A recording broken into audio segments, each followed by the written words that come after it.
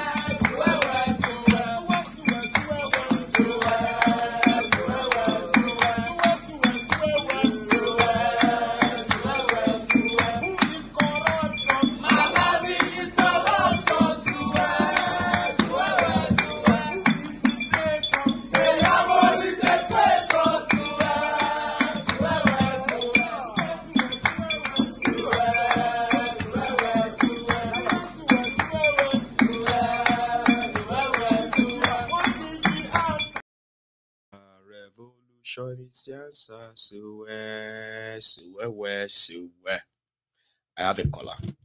Hello there. Hello, Mayego. Hello, sir. How are you? Thank you, sir. I'm very fine. Calling from America. Say that again, sorry. I'm calling from America. Calling from the US. Do you have a name at all? Oh, Victor, please. It's Victor. So I have a Victor on the line. Please, sir, go on. Thank you so much, Mr. Mayego. You are doing so well. I can't thank you enough. Thank you so much for all you do. Thank you. You really changed me in a very positive way. My thinking towards this shit country, like it's I got a lot of insight from you. Thank you so much. For a lot of people too, thank you so much for all you do. Thank you. I've tried to call yesterday, but I couldn't get through. I called more than like 100 times, but I couldn't. Yeah. So, but I was really raging. I was really vexed. I was annoyed yesterday with this Akeredolu. I'm from Ondo State. Oh, bless you. And I'm sorry, but as for me, I don't feel pity for him. I'm sorry, but I don't feel pity for him. I don't. I'm sorry. I would have felt big pity for him. I didn't think this guy has voluntarily resigned this position from the beginning, from the onset, because he knows the situation. He knows what is going on. The sickness and everything. He knows what is going on. His family knows everything. I would have really appreciated if he has resigned at the early stage. Exactly. But look Like at it. 10 months Right ago, now. it would have been the best. Yes, yes, yes. I don't feel sorry for him. I'm sorry, but I don't feel any. If people are saying condolences to those people, I feel bad. What's that? Those people don't feel bad about what this guy have put them through. It doesn't. I don't feel bad. Gbogbo wọn látòkè désàlẹ̀. Wọ́n máa ṣòfò dànù ni. Gbogbo wọn máa ṣòfò dànù. Yes, sir. Wọ́n máa ṣòfò dànù ni. Nítorí kọ́ ló gbogbo wọn máa ṣòfò dànù ni. People are suffering. People are suffering every day. People are going through a lot. And it's so funny. Sometimes I go crazy. I go crazy when I think about Nigeria. That why is this thing happening in Nigeria? Like these people who just come to us and just sell all this fake thing. They sell it to people, and people will just listen and be like, "Let's give them time." I'll be like, it's so annoying. All this I want to share religious thing of the thing too. All these people, I'm very sure. The only prayer I pray for them is the only thing they can learn. The way they can learn, they're going to learn in the hard way. That's right. And the hard way is when Nigeria happened to them. When Nigeria happened to them in a very hard way, nobody would teach them. Nobody would tell them the right thing to do. Nobody goes, so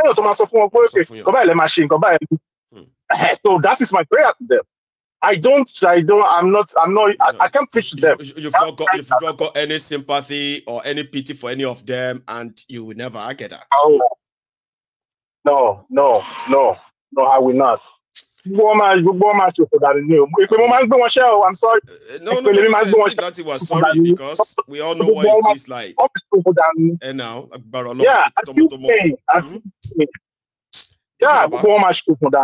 thank you very much. Thank you so much. Thank you so much. Thank you. Stay safe, okay? Take it easy, sir.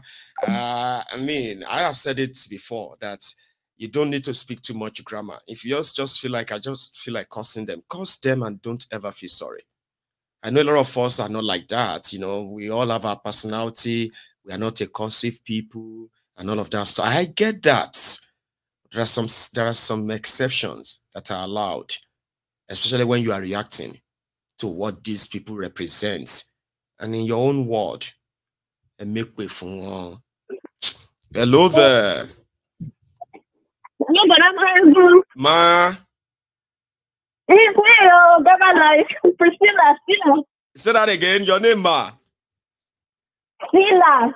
Oh, that's you, Sila. You made it again, through the call tonight. How are you?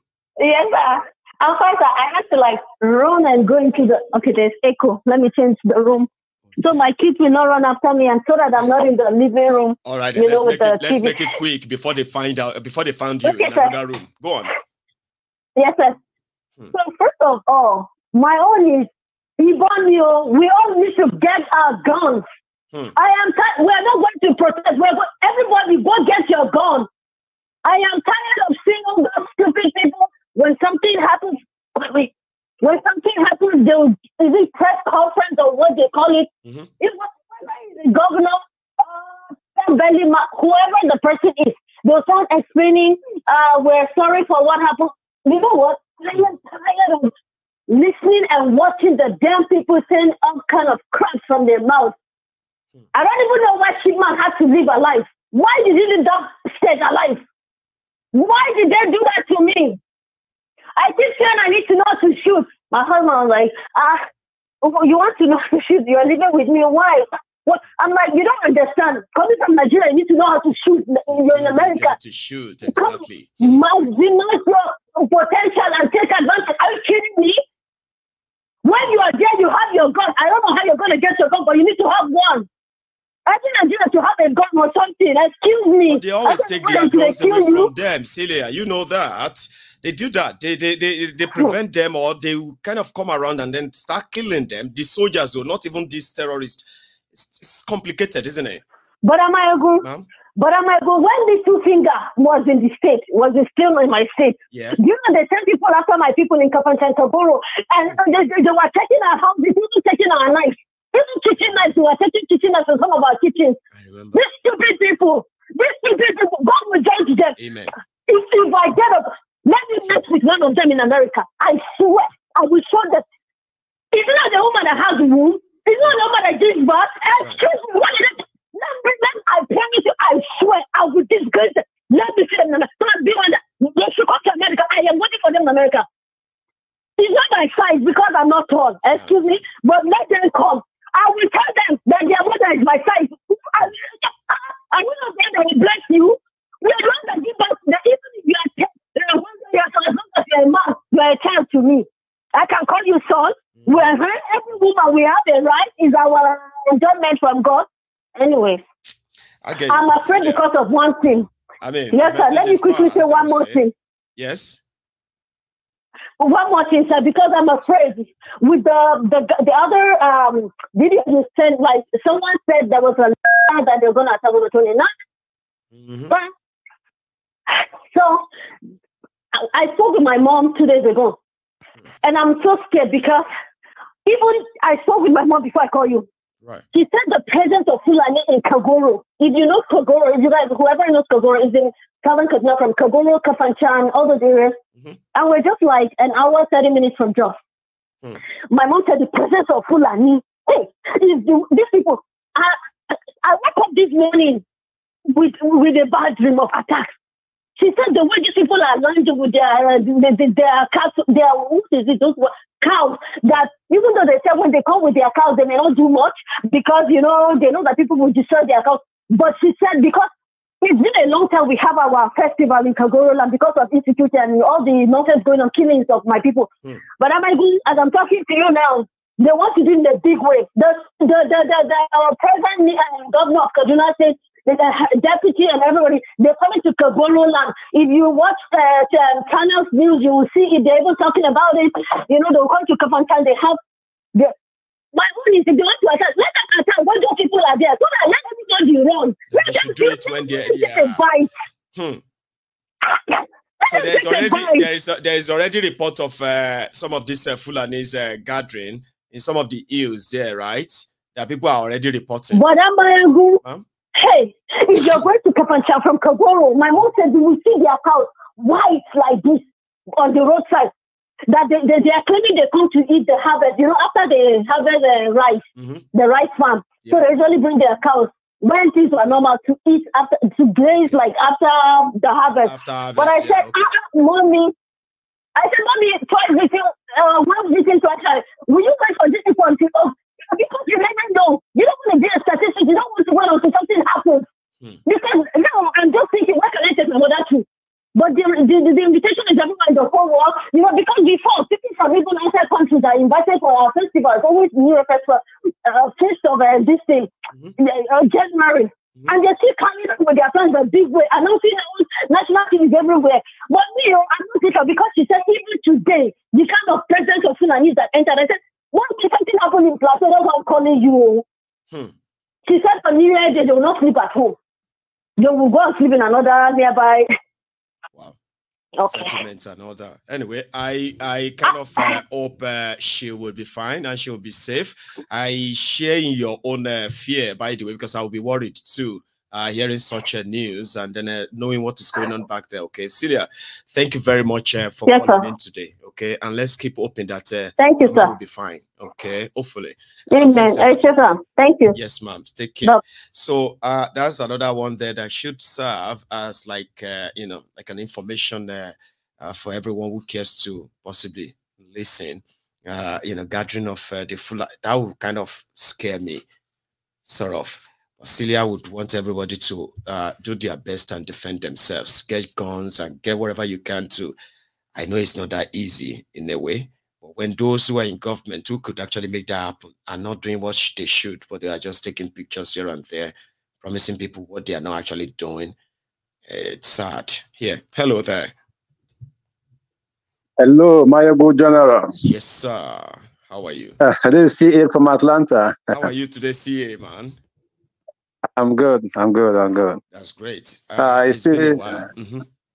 Yeah, it's been a while. Most time I just sit back and I was tempted to call yesterday, But I just say, no, let me chill a little bit. You just see it through. Anyway, now you're here, sir. Please. Yeah, I was talking to somebody this morning. He told me that Akeredolu, that guy was a good man. You know this guy before. Was he not that lawyer, my MBM? I said, yeah, that's the same. I said, but the guy was good. I said, yes. He now said, but he doesn't know what she is a lady. He said, he doesn't know whether anytime they get into power, whether there's something they give to them to drink or something they change their behavior, they change their behavior. He doesn't understand.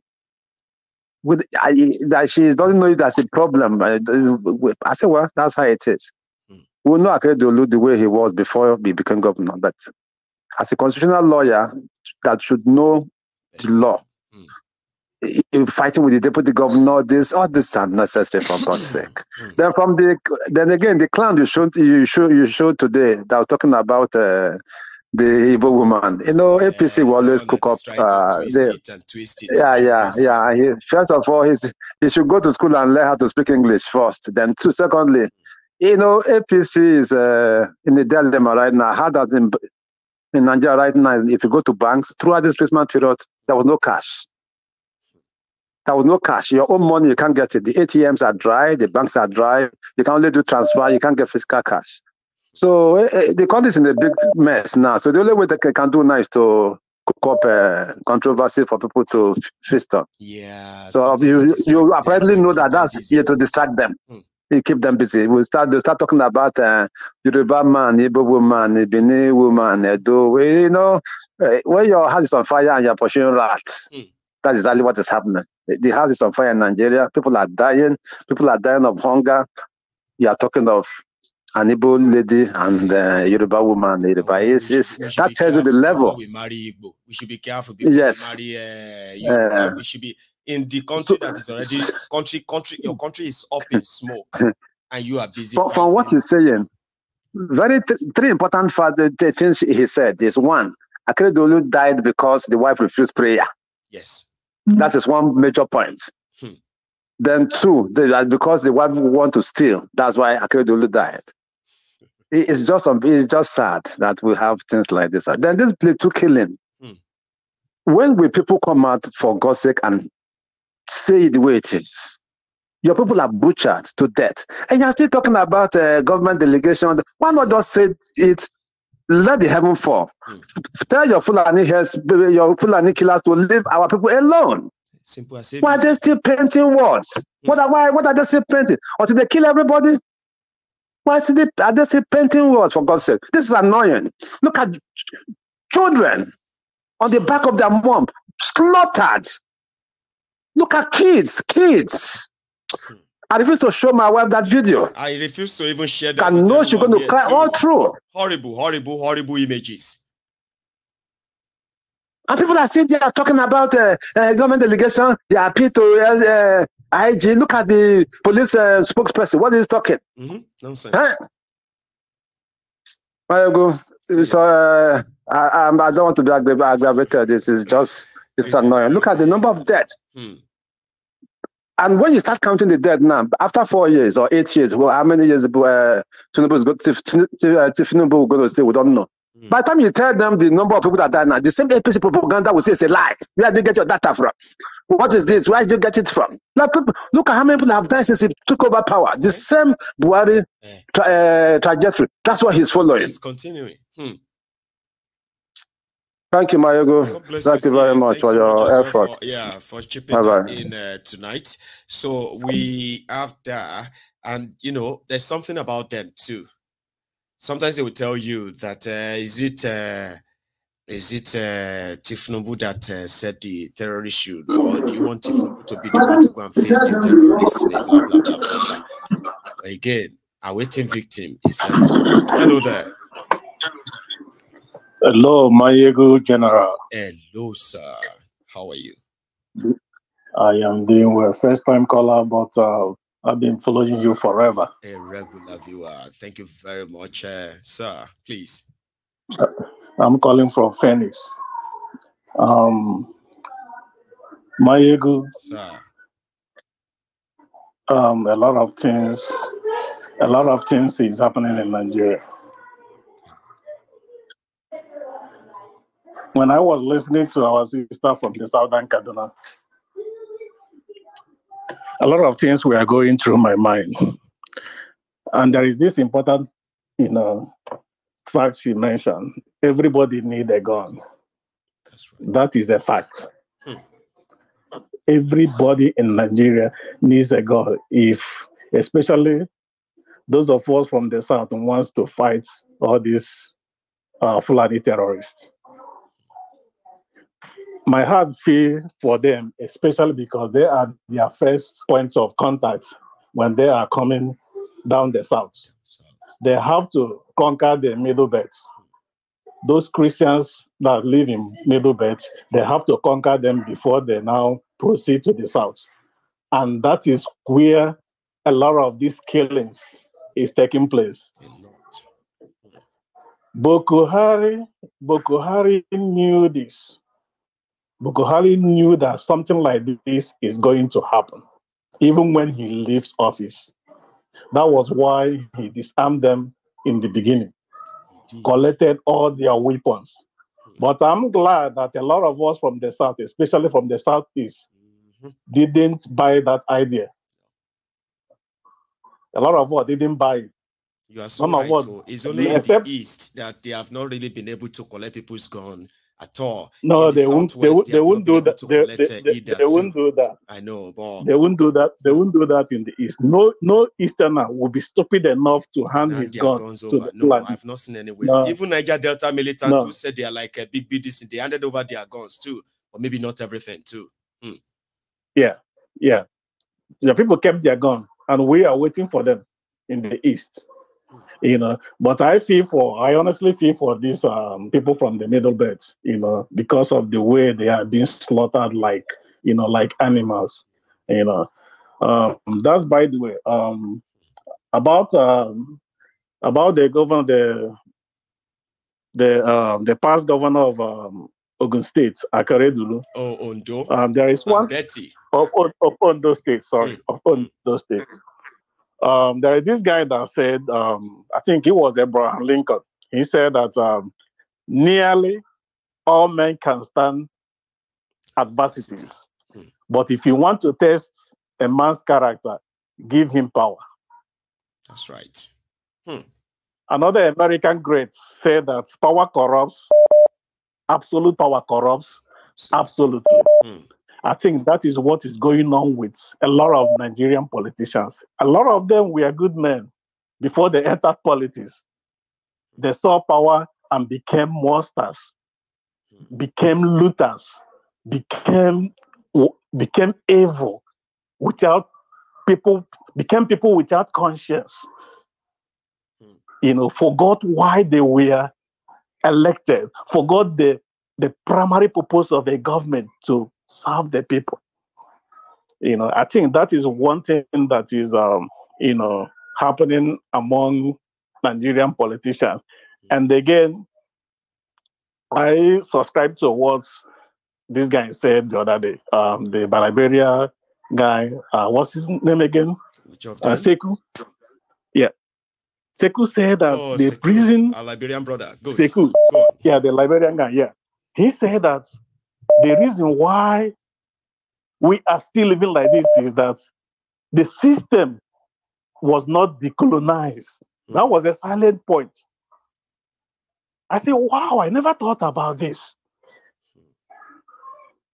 We had our independence, but the system itself it was never decolonized. Never decolonized. Yes. I never thought about it. And when I think about it now, this is bam. That was a banger. That was exactly what is happening in Nigeria. Our system was not decolonized. We inherited it and kept it. And we kept it. And we kept it. And that is why we are having these issues. That is why we are having these issues. The police should be to serve and to protect, right? The people, exactly. Protect the people like we see in the Western world at some point. Yeah, exactly. Look at what they are doing in Nigeria. To serve the elites and kill the regular person, the common man. That's right. You know. So Mayegu, I don't believe in one Nigeria. To be honest with you, I don't believe in one Nigeria. When the obedience came, I was saying, well, let's see what we have. It's like you never can tell. But I get that. You never can tell. But I am now 100% sure that Nigeria can never be redeemed. No. The only option now is to key in with Sowore's idea of revolution. If you want to keep one Nigeria, then Sowore's version revolution, and that revolution has to be stinkingly bloody. It has to be stinkingly bloody. You will be seeing dead body on the streets as you walk. And that is the only way if we want to keep. But they told us that if you want to keep. Yeah, Sekou said that with his own experience from northern Nigeria, from his own experience, that is going to take extra to make it have effect there. It's like whatever we plan in the south, we must plan it twice or thrice for the north. Times two, Yes, that's for those people that are still clamoring for one Nigeria. If they really want one Nigeria, they have to key into Sewore's idea of revolution. And it has to be bloody, very, very bloody and stinky. That's the only way out. Thank you. Sir. Let me leave you for now. Thank you so much for what you do. I appreciate you. I appreciate all the Temple of Truth members. You too. Thanks so much for at least getting in tonight. I do appreciate that. Sir. Yeah, I was lucky, man. I was lucky. Thank you. Thank you. So yeah, that's a brilliant one where a lot of people believe that even though they are faith. Hello. Hello there. Hello, Maigu. Hello, sir. How are you? I'm good. Great. This is NK. This is NK from Canada. Oh, is that NK? That's NK. Yeah. It's not the same NK. That was exactly. Let me just off my TV. All right. I'll move away from my chat box. Yeah, now NK from Canada. Exactly. Yeah. Exactly. Please. NK means Nuruddin Kazim from Igbo, Ogun State. I should have seen that, but it wasn't like obvious. So anyway, so now I get to know Nuruddin. Why do you think what I was saying is an attack on Muslims? Why? Why do you think so? All right. I'm from a family of 8. Right. I have a Christian as brothers and sisters, and I grew up in Lagos. I attended a Catholic school. Good. If you look at it critically, whatever that is happening in the north, we don't have it in the south. Absolutely. That's why I was about your comments. Like, you grew up in the south. Why would you even ask me that? Why would you say spreading hatred against Islam? Why would you say that? All right. I for once believe that with all the problem going around in the world, if we critically look at it, I think we can actually break it down into political issues, religious issues, and tribal issues. Okay. And I believe that Nigeria issue is more of tribal and political. Okay. Even though there is some element of religious issue under political issues. Because if we look at it, I serve in Mangu local government. The same year, Mangu local government has a college of education and one girls government federal government college that actually got burnt, and some female students also got burnt. Okay. I think I served in that local government. Got burnt that year. I think their hostel got catch fire, and there are some casualties. Okay. Exactly. So if you look at Mangu local government, you have a lot of Christians there, and even there are a lot of Muslims too, and they coexist very well. This guy, there's one senator that came from that area that actually built house at the other side of the local government. I think he's dead now. He was there during the Obasanjo time. But where I'm going is that I want to ask a question. I want us to all have an open mind into this issue. If there is crisis in the north, and the Hausa and the Fulani people are killing other people, if I'm there as a let's say there is other tribes there that claims that is at the point of being killed, and he claims he's a Muslim, but let's say he's an Igbo guy or Yoruba guy. Do you think he's going to be spared? No, they will still go ahead and kill him. That's your scenario. Let's paint a scenario, because like what you are trying to paint here, okay? A scenario here. Let's not try to kind of mogul it, okay? You lived in a community where Muslims exist, Christians coexist, all right? Yes. And then they have clashes, okay? Yes. A scenario where they have clashes, and maybe the Christians will say they are right, or Muslims says they are right, and the rest of that. But that scenario is so different from this particular conversation, Nurul. Listen, you live. Hang on one second. Okay. Hang on, just 1 second. I just want to help you to shape the scenario you are trying to paint before we go too far. Away from what we are talking, okay? This is it. The crisis that is going on right now, especially in the Middle Belt part of Nigeria, especially in Jos and Mangu and areas you just mentioned now, there are no clashes between the locals, Muslim versus Christians. Okay? No. Now, hang on. No. Hang on. You know, like if they had their clashes, you can call that clashes, Muslim and other, maybe community stuff. We are talking about invasion. All right? Invasion, invasion. Hang on, that even those people who are living in those communities you mentioned, right, where you have a Muslim and Christian, you have others there, right? Even some of them are testifying that those who come to attack them come from that they do know them. All right, this is the conversation, okay? And they said when they came, all right, when they came into those communities, which are mainly Christian communities, there was no fight. This is me now following eyewitnesses accounts now, not creating scenario, right? Now, what does that mean is that when we have people who come in, right, and they killed locals, right, and they killed them, and the local says, when they came, they killed us because we are Christians, all right? And at the same time, you saw those who survived. I mean, those who are the Fulani other part who says, Maegon, please. Okay. That assertion is wrong. They are killing them because, all right, let me explain to you. They are killing them because they are different.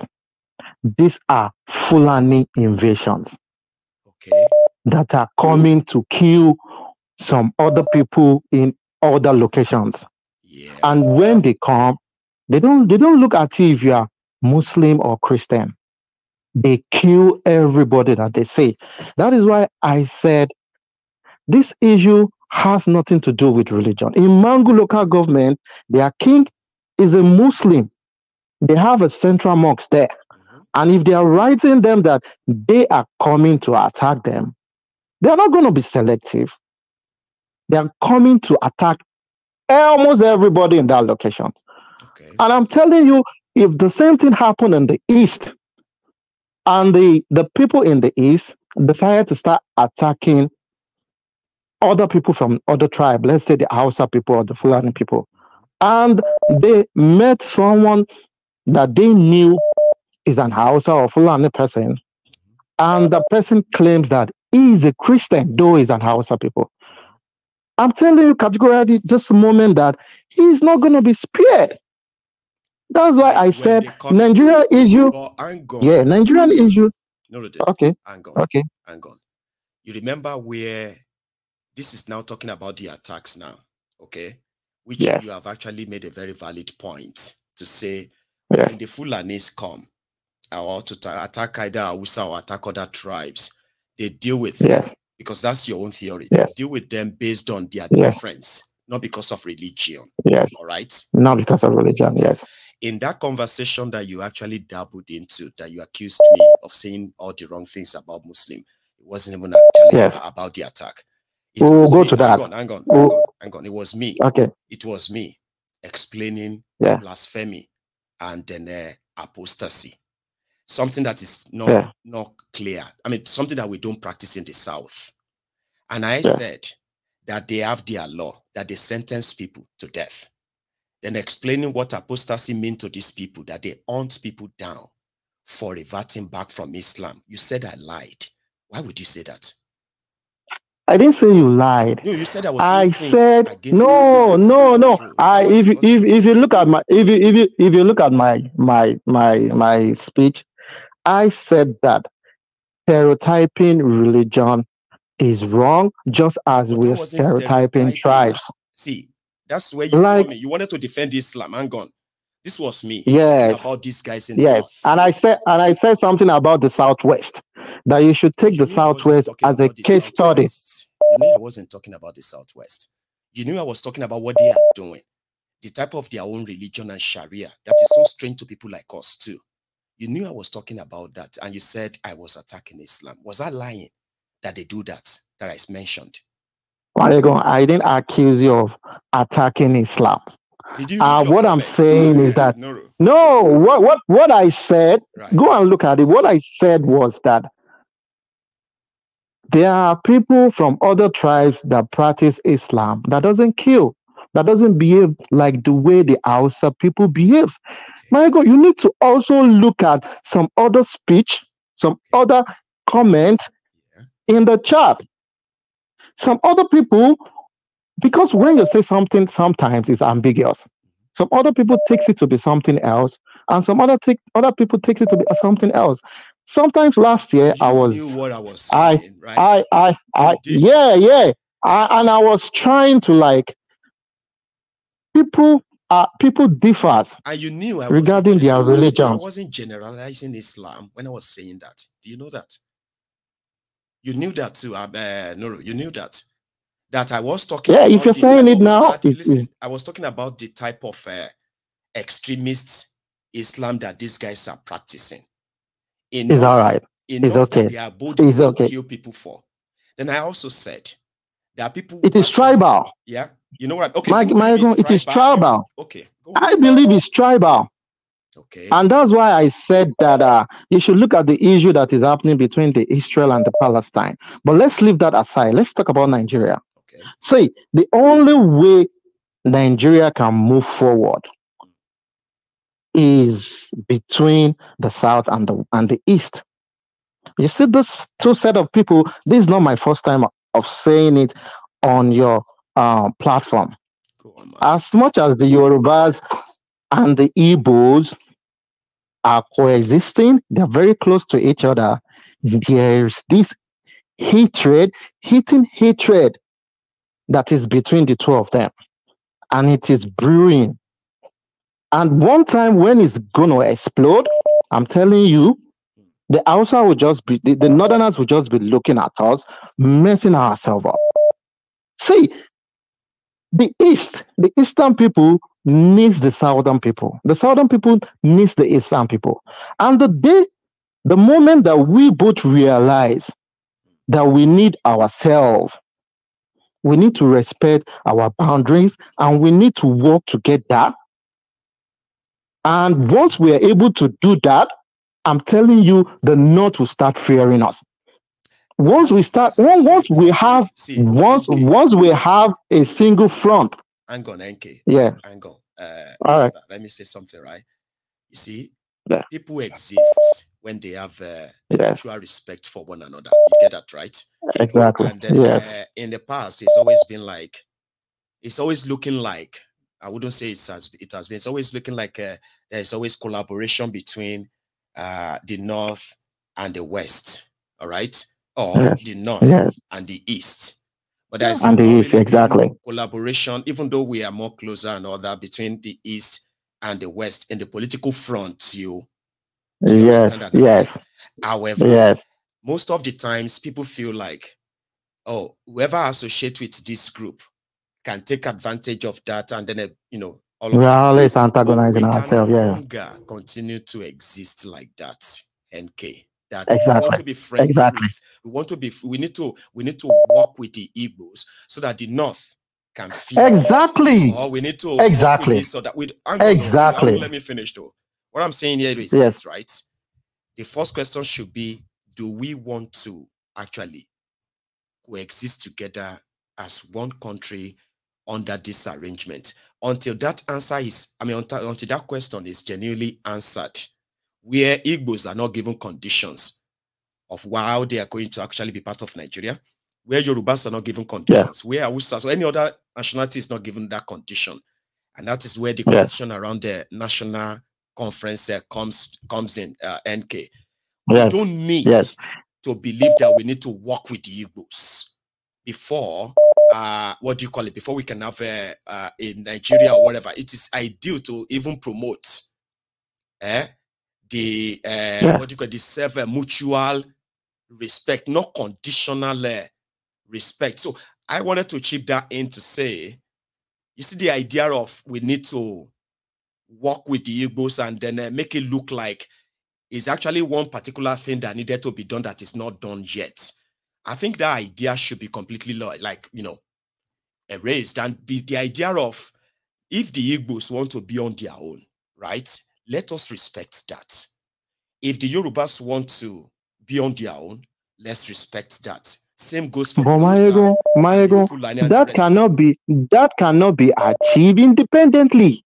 Of course, we need to first of all come together and face this. I was on your program. I was with your program yesterday when you spoke about Amotekun. Look at how they were able to achieve Amotekun. They came together and they went to meet with Buhari, even though he didn't want to give to them. But when he saw the unification between the Southwest governor and the Eastern governors, at least they were able to achieve something. They were able to achieve 60 to 70% of it. Just like how we need to always come together politically, but can to see how we can. 3 people work together without agreeing? That means we need to forget whatever issue that we have in the past. Okay. Or else the North will keep taking advantage of this division. The North know that there is a division between the East and the West. They know it very well. That is why they keep telling us that they will always be the one that will be deciding where the power goes. They know that there is a crack. They know there is a division. There is a virtual division between the East and the West. The East continue to take this past, what will I say it, betrayal from the West. And the West is now becoming very careful, like, we need to be very careful of these people. We don't need that any longer.